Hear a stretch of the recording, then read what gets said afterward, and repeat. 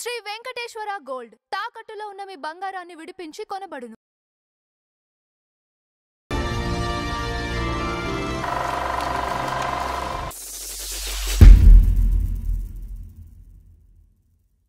నమస్కారం నంద హరిచంద్రరావు గారు. నమస్కారం అంజబాబు గారు. పురాణ పురుషులు తీసుకుంటే అండి, అవును, ఆ క్యారెక్టర్స్ చేసిన వాళ్ళు మనకి ఇంకెవరు మహానుభావుడు ఎన్టీ రామారావు గారు గుర్తొస్తారు, నో డౌట్ ఆ విషయంలో. ఇలా చెప్పుకుంటే వరుసలో ఇంకొక వ్యక్తి రామకృష్ణ గారు. రామకృష్ణ గారు కూడా ఆయన చాలా చెప్పండి. రామకృష్ణ గారు కూడా దీంట్లో ఎన్నో క్యారెక్టర్లు చేశారు. అవును, గీతాంజలి గారు హస్బెండ్. రామకృష్ణ గారు ఎలాంటి వారు అంటేనండి, అందగాడు, అందులో సందేహం లేదు. కించిత్ అదృష్టం తక్కువైన వాడు ఆయన. కించిత్ అదృష్టం, చాలా అందగాడు. తర్వాత చాలా సాంఘిక చిత్రాల్లో విగ్గు లేకుండా, విగ్గు పెట్టకుండా నటించిన నటుడు, ఏకైక నటుడు రామకృష్ణ గారి. ఓకే, అసలు విగ్గు అంటే చాలా కాలం, దాదాపుగా ఒక 20 సంవత్సరాలు విగ్గే పెట్టలేన. ఒరిజినల్ హెయిర్ అంటే పోయేంత వరకు ఒరిజినల్ హెయిర్ ఉంది. ఏదైనా అవసరమైతే పాత్రను బట్టి ఏదైనా విగ్గు పెట్టాలి తప్ప, లేకపోతే మాత్రం ఆయన ఒరిజినల్ హెయిర్తోనే నటించాడు ఆయన. ఇది స్పెషాలిటీ రామకృష్ణ గారిలో, స్పెషాలిటీ. అందరూ యాక్సెప్ట్ చేయగలిగి సత్తి. తర్వాత రామారావు గారు కృష్ణుడు వేస్తే ఈయన యశోద కృష్ణులో కృష్ణుడు వేశాడు. ఏమండి, తర్వాత మా గురువు గారు తీసిన దేవుడి దిగి వేస్తే కృష్ణ పాత్ర వేశాడు. పెర్ఫెక్ట్, యాప్ట్ ఇదే. తర్వాత మా గురువు గారు తీసిన వెంకట స్వామిలోనే వెంకటేశ్వర స్వామిగా వేశాడు. తర్వాత తిరుపతమ్మ కథ అనే సినిమాలో కూడా వెంకటేశ్వర స్వామిగా వేశాడు. రామారావు గారు వేశారు, ఈయన వేశాడు. తర్వాత లక్ష్మణుడు క్యారెక్టర్ వేశాడు, అర్జునుడు క్యారెక్టర్ వేశాడు. ఏమండి, పౌరాణిక పాత్రలు అన్నీ వేశాడు ఆయన. ఎస్పెషల్లీ రామారావు గారి సినిమాల్లోనే వేశాడు ఈయన. ఏమండి, ఇలాంటి ఈయన ఎక్కడ పుట్టాడు అనుకుని మనం మాట్లాడుకుందాం. ఈయన పశ్చిమ గోదావరి జిల్లా భీమవరంలో పుట్టాడు 1939లో. భీమవరంలో చదువు అబ్బలా, చదువు మీద ఇంట్రెస్ట్ లేదు. మంచి చిన్నతనం నుంచి చాలా అందగాడేమో. వాళ్ళు కూడా పెద్ద బలవంతం పెట్టల, తల్లిదండ్రులు కూడా ఈయన్ని. సరే, ఈయన ఏం చేశాడు, టైలరింగ్ నేర్చుకున్నాడు అక్కడ. బతుకు తెరువుకి ఏదో చేయాలి కదా, అంటే మిడిల్ క్లాస్ ఫ్యామిలీ మొత్తం. టైలరింగ్ నేర్చుకుని టైలరింగ్లో నిష్ణాతుడు అయ్యాడు ఆయన. బాగా కుట్టడం మొదలుపెట్టాడు వాటిలో.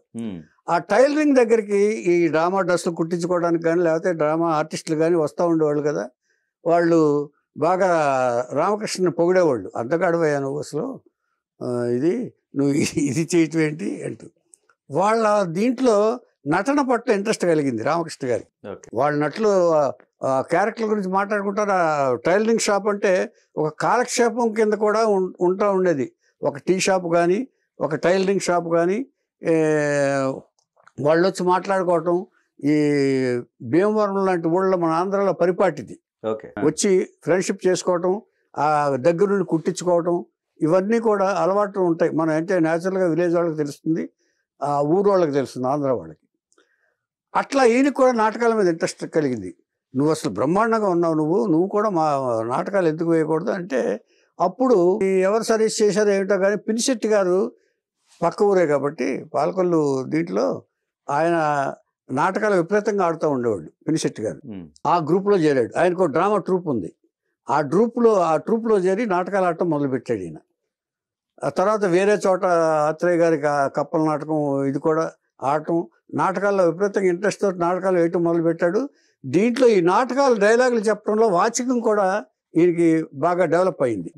వాచికం కూడా డెవలప్ అయింది. చదువు రాకపోయినా కూడా ఆ చదవనంత వరకు కొంత ఏదో ప్రాథమిక విద్యతో చదివాడు ఈయన. ఆ సంస్కారం కూడా, డైలాగులు చెప్పే సంస్కారం కూడా అలవాడింది ఈ నాటకాల వల్ల. బాగా డెవలప్ చేసుకున్నాడు ఆయన. నాటకాలు చదవడం గ్రాంధికం అయ్యి ఉంటాయి కదా, చదువుకున్నాడు. అది అయిన తర్వాత నాటకాలు వేస్తూ ఉన్నాడు ఇలాగా. ఈ లోపల 1955లో పినిశెట్టి గారు సినిమా రంగానికి వెళ్ళిపోయాడు. ఆయన 1955లో ఏ సినిమాతో, బిఏ సుబ్బారావు గారి రాజుపేద సినిమాతో ఆయన సినీ రంగానికి వెళ్ళిపోయాడు. సినీ రంగానికి వెళ్ళిన తర్వాత ఆయన కొన్ని పిక్చర్లు రాసిన తర్వాత 1960లో ఆయన ఒక కథ రాసుకుని డైరెక్షన్ చేద్దాం అనుకున్నాడు. ఆ నాటకాలు వేసేటప్పుడు రామకృష్ణ అంటే బాగా ఇష్టపడేవాడు పినిశెట్టి గారు. రామకృష్ణ పాపం బాగా అందగాడు, ఇతను బాగా ఉపయోగించుకోవాలని నాటకాల్లో ఉపయోగించుకున్నాడు ఆయన బాగా. అలాగే ఈ సినిమా తీసేటప్పుడు రామకృష్ణ హీరోగా పెట్టాలని ఆయన అనుకున్నాడు. ఆయన 1960లో ఒక సినిమా అనుకున్నాడు ఆయన, నిత్య కళ్యాణం పచ్చతోరణం. ఫస్ట్ సినిమా ఎవరో డైరెక్టెడ్ బై పినిశెట్టి గారు. ఆయన అదే అదే ఆ ఒక్క సినిమా ఆయన చేసింది. ఆత్రేయ గారు కూడా వాగ్దానం అని ఒకసారి చేశాడు. రైటర్స్ లో ఈయన ఒక సినిమా చేశాడు, రామకృష్ణ పిలిపించాడు ఆయన. అలా ఇండస్ట్రీకి వచ్చాడు ఈయన. That is 1960. ఏమండి అప్పుడు 21 years ఈయనకి. 1939లో పుట్టాడు కదా, 1960లో హీరోగా చేశాడు. హీరోగా ఎంటర్ అయ్యాడు ఈయన. హీరోగా ఎంటర్ అయిన తర్వాత ఇక అక్కడ సెటిల్ అయిపోయాడు. సెటిల్ అయిపోయిన తర్వాత ఈ సినిమా వచ్చిన తర్వాత నెక్స్ట్ భక్త శబరి అనే సినిమా శోభన్ బాబు కరుణ అనే పాత్రలో వేశాడు, కరుణ మహర్షి ఏదో పాత్రలో. దాంట్లో లక్ష్మణుడు వేశాడు ఈయన. శోభన్ బాబు చిన్న పాత్ర, రామకృష్ణది పెద్ద పాత్ర. అంటే సైమల్టేనియస్గా వచ్చారు వీళ్ళందరూ, ఈ హీరోలందరూ. వీళ్ళ తర్వాతే కృష్ణ గారు ఎంటర్ అయ్యి, కృష్ణ గారు వచ్చినా కూడా ఈ చిన్న చిన్న పాత్రలు వేసుకుంటున్నాడు ఆయన. కృష్ణ గారు కూడా, కృష్ణ గారు, శోభన్ బాబు, రామకృష్ణ గారు ఒకే టైంలో ఎంటర్ అయిన హీరోలు వీళ్ళు. అంటే ఒక్కొక్కళ్ళకి ఒక్కొక్క టైం కలిసి వచ్చింది. కృష్ణ గారికి ఏమో తేనె మనసుల ద్వారా ఆదిత్య గారి ద్వారా కలిసి వచ్చింది. ఈయనకేమో వి మధుసూదన్ గారి ద్వారా వీరప్ప మందిలో ఈయనకి శోభన్ బాబు గారు కలిసి వచ్చింది. అప్పటి వరకు వీళ్ళు కూడా చాలా కష్టాలు పడి, వేషాలు దొరక్క చాలా బాధలు పడ్డ వాళ్ళే వీళ్ళందరూ. కానీ ఒక డీసెంట్ లైఫ్ లీడ్ చేశారు కష్టాలు పడ్డా కూడా. అలాంటి వాళ్ళు ఈ రామకృష్ణ గారు కూడా ఒకళ్ళు. ఈ రామకృష్ణ గారికి సినిమా ఇండస్ట్రీ అయిన తర్వాత ఒక అమ్మాయి నుంచి పెళ్లి చేశారు పెద్దవాళ్ళు. అంటే 2 వర్షన్స్ ఉన్నాయి. ఇక్కడికి వచ్చాక పెళ్లి చేసుకున్నాడు అంటారు. భీమవరంలోనే పెళ్ళి అయ్యి ఒక కూతురు కూడా పుట్టిందంటారు. ఇది తర్వాత మెడ్రాస్లో సెటిల్ అయ్యాడు. ఇల్లు కట్టిన తర్వాత రాజమన్నార్ స్ట్రీట్లో ఒక ఇల్లు కట్టుకున్నాడు ఈయన. ఆ రాజమన్నార్ స్ట్రీట్ పక్కింట్లోనే నేను కొంతకాలం ఉన్నాను. నేను ఇండస్ట్రీకి వెళ్ళిన తర్వాత విరాగ్ నరసింహరావు మేము అందరం కలిసి అక్కడ పక్క రూమ్లో ఉన్నాం. ఆ పక్కిల్లే రామకృష్ణ గారిది. ఎప్పుడు చూస్తాను రామకృష్ణ గారు కనపడలేదు. అప్పుడు విడాకులు అయిపోయింది అనేవాళ్ళు. ఆవిడ పేరు పార్వతి. ఆవిడ పేరు పార్వతి. ఆయన ఏం చేశాడంటే వీళ్ళిద్దరికి పడల, మెడ్రాస్ తీసుకొచ్చిన తర్వాత భార్యాభర్తలకు పడల. మరి ఈయన సినిమాలు చేస్తాం వల్ల భార్య వచ్చేటంటే విలేజ్ నుంచి వచ్చిన వాళ్ళు గొడవలు పడతారు కదండి. లేదా ఇక్కడ వచ్చిన వాళ్ళు కూడా ఈ ఈగో ప్రాబ్లమ్స్, ఈ రామకృష్ణ గారుతో పాటు ఆవిడ చాలా గొడవలు పడేది. గొడవ పడితే ఈ గొడవలు భరించలేక ఏం చేశాడంటే ఆయన బయటికి వెళ్ళిపోయాడు. ఇల్లు వదిలిపెట్టేసి. ఇల్లు వదిలిపెట్టి బయటికి ఎలా వెళ్ళాడు ఈయన? ఆ పార్వతికి ఆ ఇల్లు రాసిచ్చేసి వెళ్ళిపోయాడు. నీకు నాకు సంబంధం లేదు అని వెళ్ళిపోయి మళ్ళీ లైఫ్ స్టార్ట్ చేశాడు ఆయన. అంటే సంపాదించిందంతా పోయింది, ఇప్పుడు ఇంట్లో ఇదైపోయింది. మళ్ళీ లైఫ్ స్టార్ట్ చేశాడు.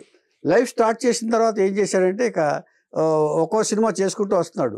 తోడు నీడలో ఫస్ట్ ఎన్టీ రామారావు గారి పక్కన తమ్ముడుగా వేశాడు. బడిపంతుల్లో కూడా వేశాడు ఆయన. ఏమండి తోడు నీడలో వేసినప్పుడు ఫస్ట్ గీతాంజలితోటి ఒక పాట స్టార్ట్ అయింది. ఓ పాట ఉంది.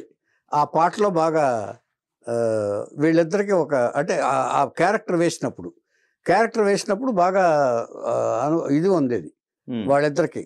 కొంచెం ఒకళ్ళ పట్ల కాదు, మంచి అభిప్రాయం అంటే రామకృష్ణ గారే ఆవిడ పట్ల మంచి అభిప్రాయం. ఆ అమ్మాయికి ఏం లేదు. ఆ అమ్మాయి అమాయకంగా ఉండేది. అది గీతాంజలి గారి ఇష్యూలో చెప్తాను నేను. గీతాంజలి గారి నుంచి మాట్లాడుకున్నప్పుడు ఏమంటే ఎక్కువగా రామకృష్ణ గారు గీతాంజలి పట్ల ఇష్టం ప్రకటించేవాడు. ఆయన వెళ్ళేటప్పుడు ఆ షూటింగ్లో ఉన్నప్పుడు దాదాపుగా 4-5 పిక్చర్లో వీళ్ళు వేశారు. పింజల్ సుబ్బారావు గారని ఎక్కువ పిక్చర్లు తీశాడు ఈయనతోటి. రణబేరి, హంతకులు వస్తున్నారు జాగ్రత్త, తర్వాత రాజయోగం ఇంకొకళ్ళతో ఎవరు తీసింది. ఈ సినిమాలన్నీ చేస్తుండగా ఏం చేశారంటే ఈ 4 పిక్చర్లను గీతాంజలితోటి బాగా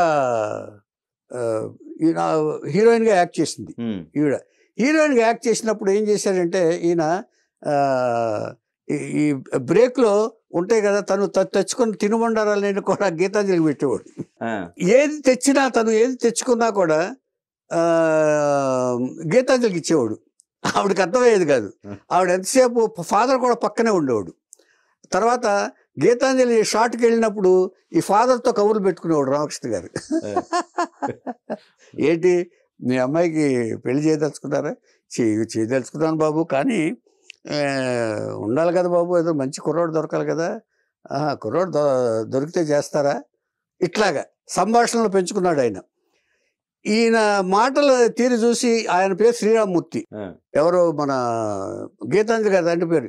గీతాంజలి గారు ఒక్కళ్ళే కాదు, గీతాంజలి, స్వర్ణాంజలి ఇలాగా 4 సిస్టర్స్ ఉన్నారండి వీళ్ళకి. డాన్సర్స్ అని పేరు, కాకినాడ సిస్టర్స్ అని పేరు. వీళ్ళు డ్యాన్స్ ప్రోగ్రాంలు కూడా ఇచ్చారు ఎక్కువ. అది గీతాంజలి ఇది వచ్చినప్పుడు చెప్తాను నేను. ఓకే. ఈ శ్రీరామ్మూర్తి గారికి రామకృష్ణ గారు బాగా నచ్చాడు, బాగా నచ్చాడు. అసలు ఆ అమ్మాయి ప్రమేయం లేదు, యాక్ట్ చేయమంటే యాక్ట్ చేయటం. ఆ ఎదురుగుండా యాక్ట్ చేసినప్పుడు కూడా నువ్వు ఓవర్గా చేద్దామని చెప్పి ఎదురుగుండా కూర్చునేవాడు. ఈయన ఇంత లావుగా ఉండేవాడు, నేను చూశాను ఆయన్ని. ఓకే. ఏమంటే ఎప్పుడు ఈవిడ ఎక్కడో మైలాపూర్లో ఉంటే కొన్ని సాయంత్రాలు ఈయన కూడా వెళ్ళేవాడు షూటింగ్ అయిపోయిన తర్వాత. ఆ దింపటానికో, షూటింగ్ అయిపోయిన తర్వాత దింపటానికో దీనికో వెళ్ళి కాసేపు అలా కూర్చుని వచ్చి వాళ్ళ ఫాదర్తో మాట్లాడి వచ్చేవాడు. ఇలాగ కొంతకాలం అయిపోయిన తర్వాత ఆ ప్రస్తావన వచ్చింది. ఎవరికి? మన శ్రీరామ్మూర్తి గారి దగ్గర ప్రస్తావన తెచ్చాడు. ప్రస్తావన తెచ్చి అదే ఇక సినిమా కెరీర్ బాగా ఇది వచ్చింది.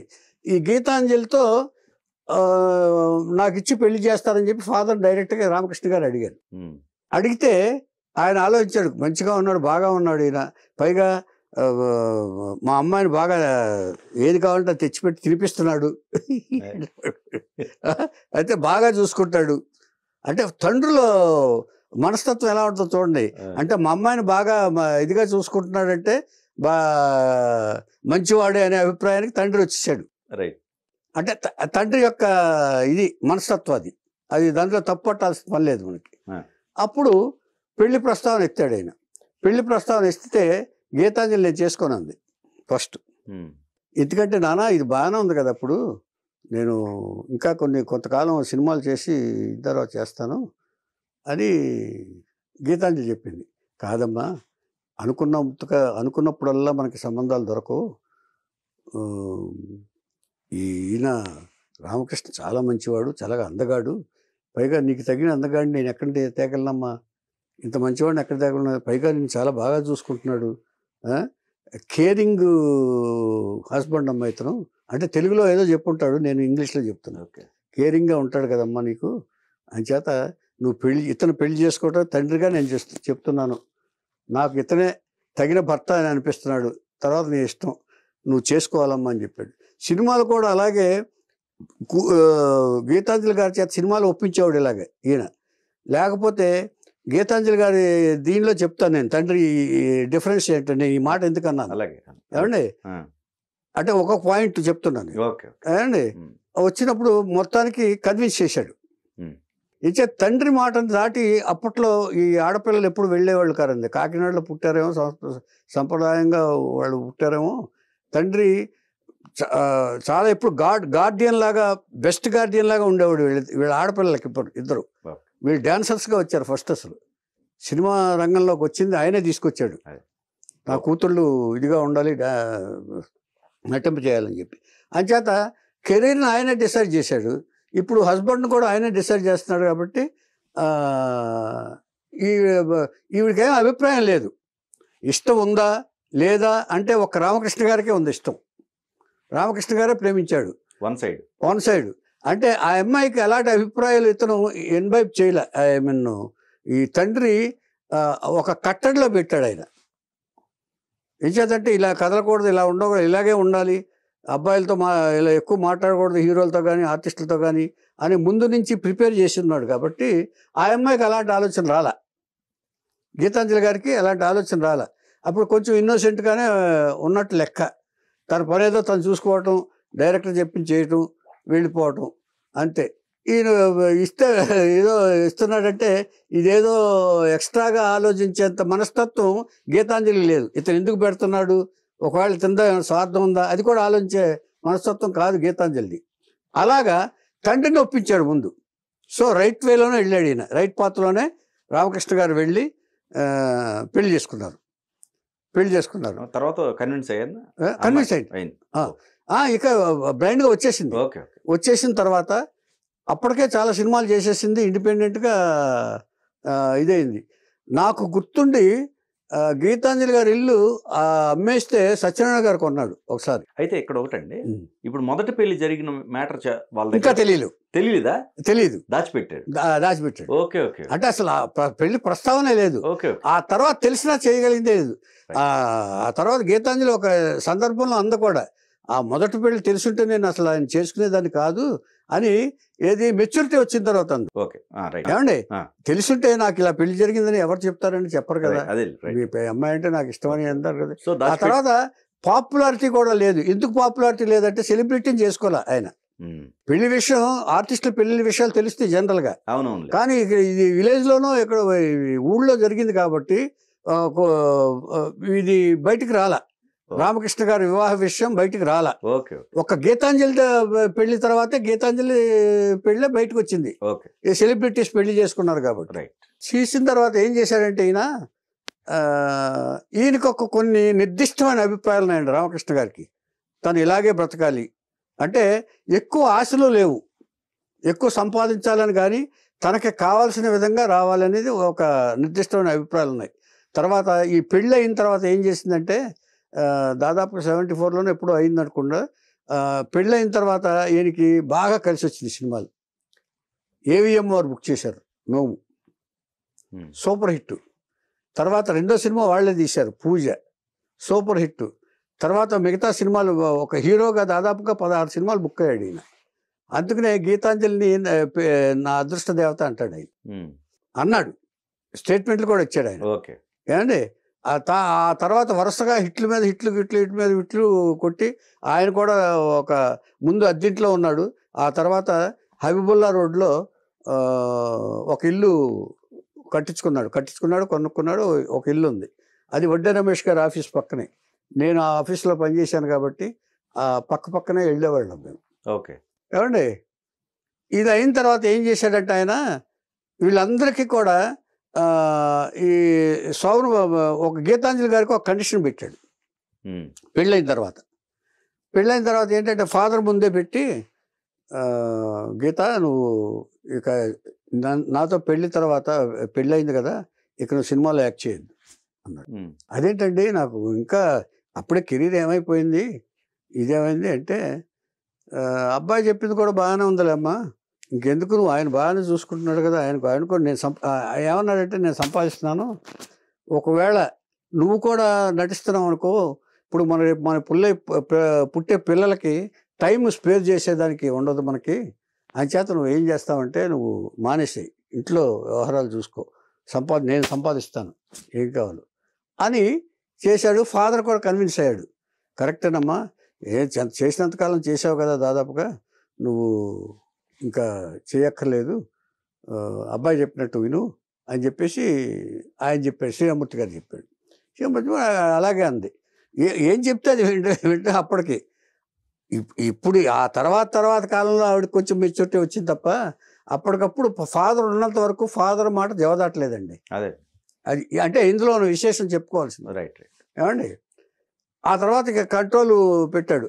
తర్వాత ఈయనకి ఏ విషయమైనా కొంచెం డిసిప్లిన్ ఎక్కువ, కొంచెం కట్టడి ఎక్కువ, అందరిని ఫ్యామిలీని చేశారు. దీని తర్వాత ఆవిడ ఇంట్లోనే ఉండేది, వ్యవహారాలు చూసేది, ప్రేమగా చూసేవాడు తప్ప కొన్ని రిస్ట్రిక్షన్స్ ఉండేవి ఈ లైఫ్లో. ఇది ఇలాగే ఉండాలి. ఈ తను కూడా ఏం చేసేవాడు ఏంటంటే, బయటకు ఎక్కడికి వెళ్ళేవాడు కాదు, ఒకే షూటింగ్కి వెళ్తే షూటింగ్, లేదంటే ఇంట్లోనే. సో ఇట్లాంటి పద్ధతులు ఇంట్లో ఉండాలని కోరుకునేవాడు, ఎవరికి ఎక్కడ బయటకు వెళ్ళనిచ్చేవాడు, వెళ్తే ఇద్దరు వెళ్ళేవాడు. తర్వాత ఒక విధంగా ఒక ఎఫెక్షన్ వల్ల కూడా అలా జరుగుతూ ఉంటారు. పొసెసివ్నెస్ ఎక్కువ రామకృష్ణ గారికి. పొసెసివ్నెస్ అంటే జనరల్గా ఆడాళ్ళకు ఉంటుంది, నా భర్త నాతోనే ఉండాలి ఇచ్చారని. తర్వాత ఈయనకు కూడా చిన్న ఇది ఉంది, పొసెసివ్నెస్. మళ్ళీ ఈవిడ యాక్ట్ చేస్తే మళ్ళీ నాకు దూరం అయిపోతుందో అనే భయం కూడా ఉంది రామకృష్ణ గారికి. మీ పాయింట్ అర్థమైంది కదా ఏమండి? అంచేత ఈ పొసెసివ్నెస్ వల్ల కూడా ఈ కండిషన్స్లో ఆయన పెట్టాడు. తర్వాత కొడుకు పుట్టాడు, శ్రీనివాస్ అని పేరు పెట్టారు. ఇది ఉంటుండగా శోభన్ బాబు గారి సమకాలికులు కదండి వీళ్ళందరూ. శోభన్ బాబు గారు రియల్ ఎస్టేట్లో బాగా ఇచ్చేస్తుంటే ఎప్పుడో మాటల సందర్భంలో చెప్తే ఈయన కూడా ఏం చేశాడంటే, జమున దగ్గర ఒక స్థలం కొన్నాడు ఈయన, పానగల్ పార్క్ దగ్గర. మంచి సెంటర్ అది, పానగల్ పార్క్ సెంటర్ అంటే బెస్ట్ సెంటర్ ఆఫ్ ది ఇదనమాట, మెడ్రాస్ అనమాట. అక్కడ ఒక పెట్రోల్ బంకు, ఓ పక్కన స్థలం. ఆ ఖాళీ స్థలంలో ఏం చేశాడంటే ఈయన ఒక థియేటర్ కట్టాడు. ఈయనకి ఎప్పుడు సెక్యూరిటీ ఆలోచిస్తాడండి. ఎంచేతంటే మన చిన్నత టైలరింగ్ దీని నుంచి వచ్చారు కదండి, ఒక పక్కనేమో ఈ ఆస్తి వదులుకుని వచ్చేసాడు. మళ్ళీ రేపు ఏమైనా ఇబ్బంది పడితే నేను భార్య బిడ్డలకి ఫుడ్ కూడా పెట్టలేనేమో అనే భయం ఎక్కువగా ఉండేదండి. రామకృష్ణ గారికి. ఓకే.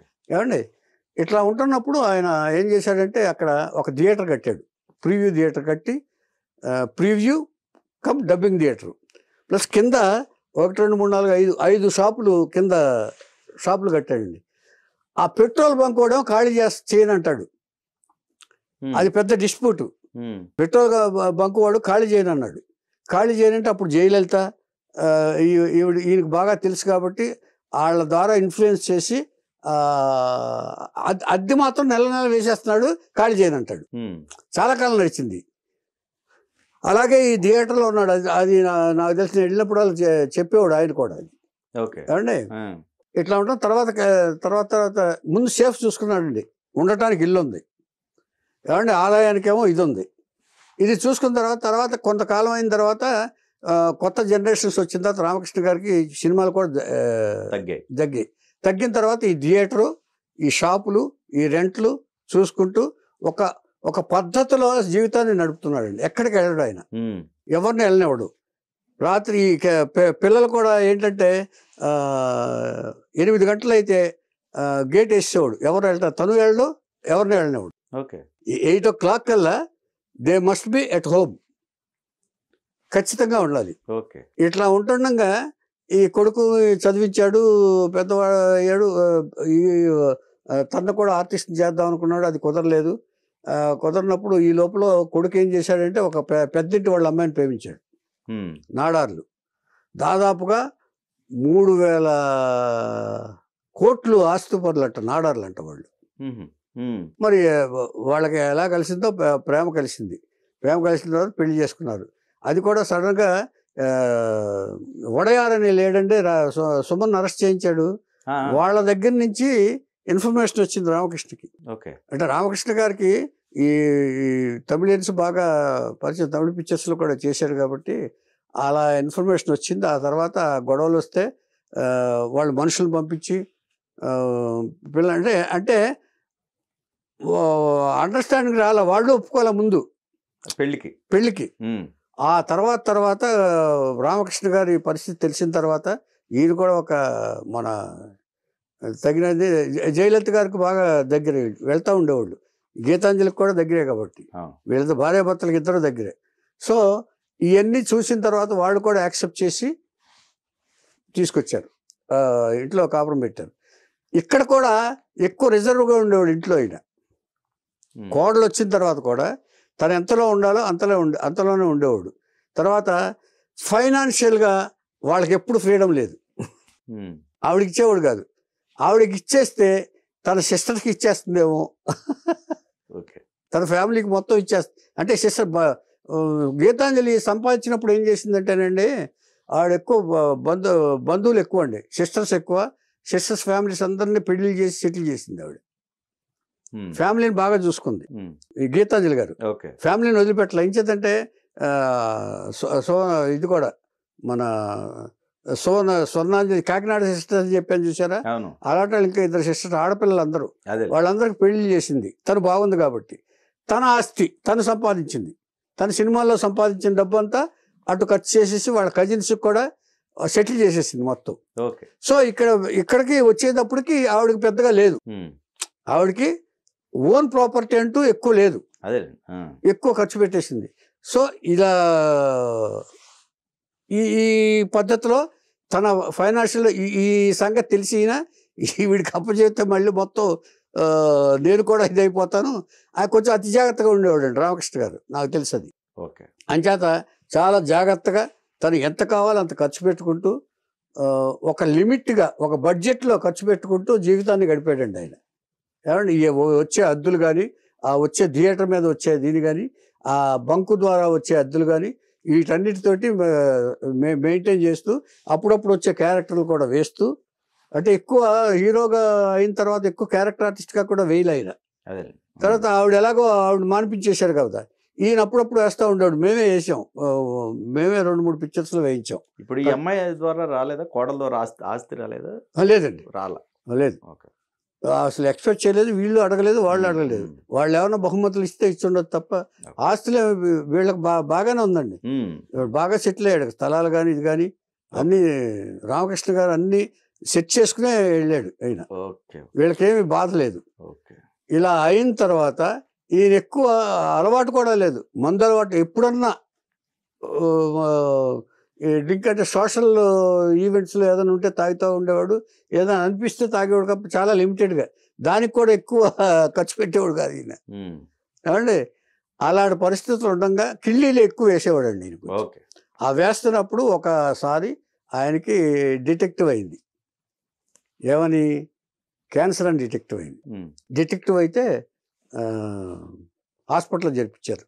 హాస్పిటల్లో జరిపించిన తర్వాత ఈ చెప్పాను ఇన్ఫీరియారిటీ కాంప్లెక్షన్, ఈ భయం ఎక్కువ అండి రామకృష్ణ గారికి. జీవితం ఏమైపోతుందో, రేపు నేను డబ్బు లేకుండా అయిపోతానేమో అనే దీంతో ఈ జాగ్రత్తలనే తీసుకున్నాడు ఈయన. ఈయనకి ఆ సైకలాజికల్ భయం ఎక్కువ. ఏమంటే అందుకని అతి జాగ్రత్తగా ఉన్నాడు ఈయన. ఇంకెప్పుడు అంటే ఒకసారేమో ఫస్ట్ భారత్తో దెబ్బతిని ఇల్లు వదిలేసి వచ్చాడు, మళ్ళీ అలా వదలలేడు ఈయన. ఏమండి అందుకని ఆ కంట్రోల్లో ఖర్చు పెట్టుకుంటూ ఉండగా ఈయనకి క్యాన్సర్ ఇదైంది.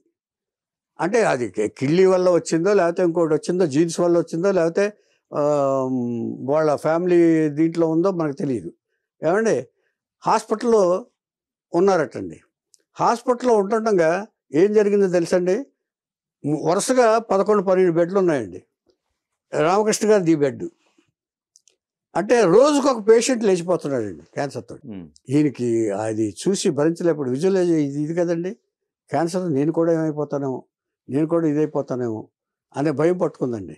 1, 2, 3, 4, 5, 6, 7 బాడీస్ లేచిపోయినాయి ఈయన ఉండంగా.